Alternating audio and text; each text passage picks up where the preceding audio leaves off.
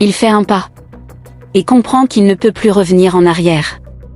Adama marche tranquillement dans une rue qu'il connaît parfaitement. Rien d'anormal.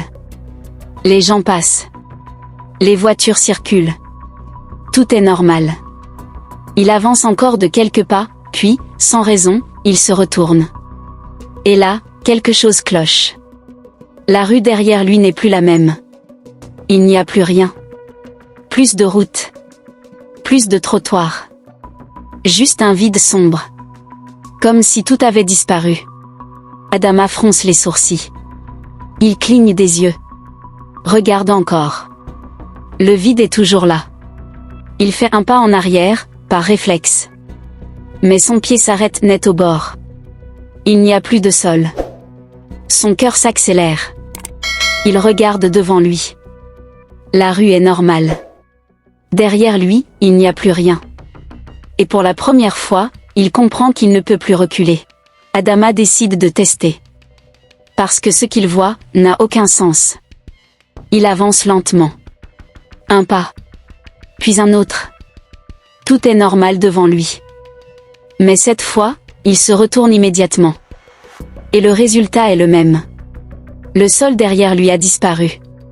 Comme s'il n'avait jamais existé. Il répète l'expérience. Encore et encore. Chaque pas qu'il fait efface le monde derrière lui. Adama commence à paniquer. Il regarde autour de lui. Les gens continuent de marcher normalement. Comme s'ils ne voyaient rien. Comme si ce phénomène ne concernait que lui. Il essaie d'appeler quelqu'un. Mais sa voix tremble. Il pointe derrière lui. Personne ne réagit. Personne ne voit le vide. Et c'est là qu'il comprend quelque chose de pire. Ce n'est pas le monde qui disparaît. C'est son accès au monde qui se ferme. Petit à petit. Adama n'a plus le choix.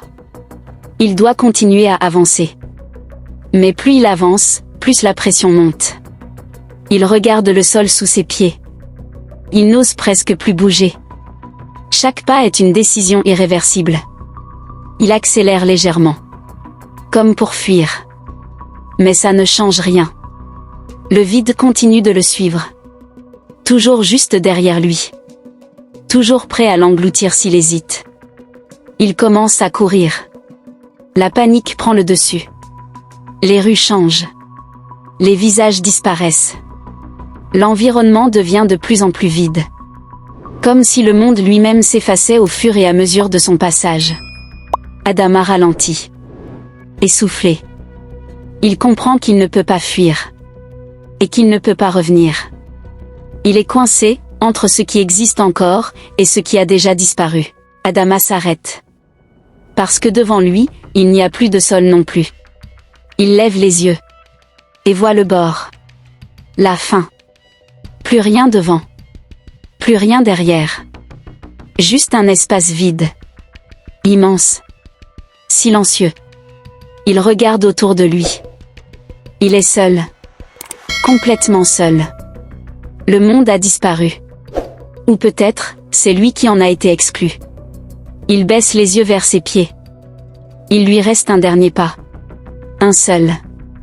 Il hésite. Longtemps. Puis, il comprend. Peu importe ce qu'il fait, il n'y a plus d'issue. Il ferme les yeux. Et avance.